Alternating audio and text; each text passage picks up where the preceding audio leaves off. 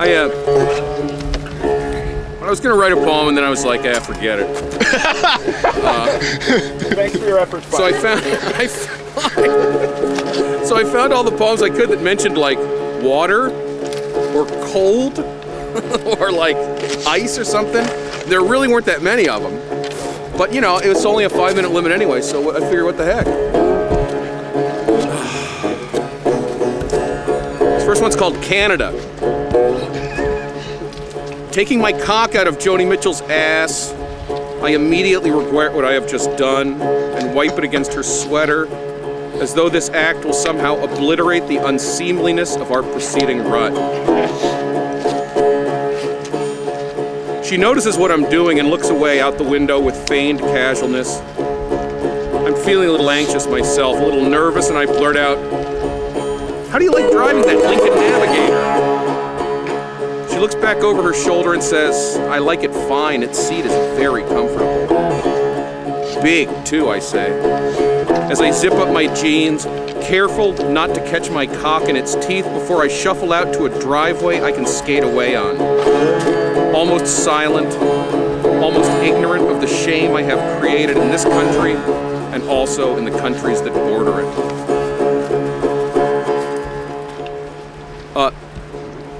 This next one is called 1980, which was the first year that my wife and I were together.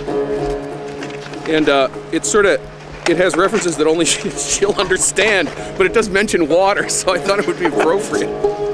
1980.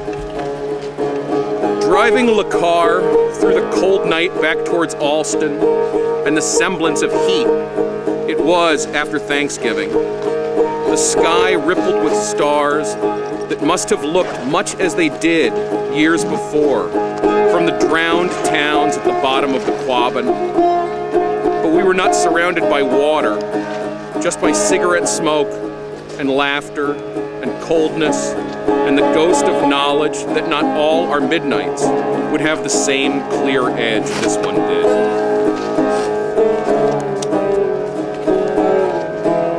Beautiful. No. This is your time to calm, man.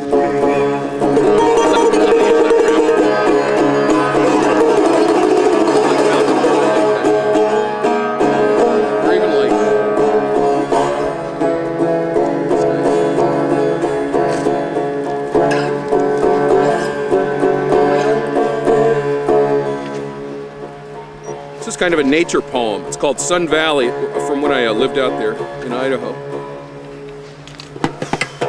Mouth filled with shit and dirt and teeth, looking around the parking lot back of the Lucky Lady Bar in Ketchum, I contemplate my options.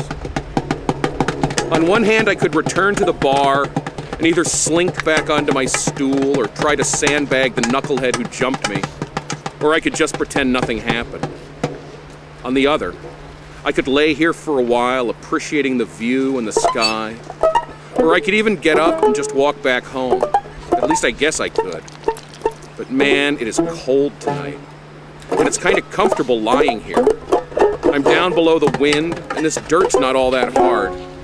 So maybe I'll just lie here for a good long while and watch to see if the spirits of my ancestors have a more evolved sense of social responsibility than I've ever been able to muster. Except when I ask one of my girlfriends to stop littering. And then this is the last one, and I did change some of this around to fit the day. So it's called River Poem. The frozen river is full of beautiful sharks, salt-rimmed cartilage open to the sweet poison of fresh water.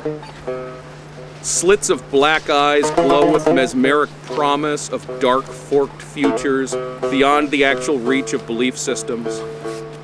The blood of sheep dripping without cease from corpse-hung bridges onto the ghosts of circling eddies created by their wake. Sometimes the surface appears so placid, such a perfect mirror of the sky's vastness. Who could resist punching through the carapace, drinking deeply from the reservoir below, no matter how teeth-chattering? It would be like having a mouthful of eternity, to stanch the pangs of a belly echoing with the thunder of loneliness. But choose your spot carefully, for many have lost their lips to the 9 rows of teeth, hanging lazily below, swimming through endless sleep. 9 rows of teeth, matched by a string of hearts, 9 beating in line, rapidly pulsing, eager for the meat of love. Drink or be drunk, eat or be eaten, dream or be dreamt, love or be loved, fuck or be fucked. Not the only choices, surely, but elemental ones. Good ones to contemplate, as we gaze at the frozen ripples, wondering what they truly represent, on days obscured with the icy smoke of promise. That's it.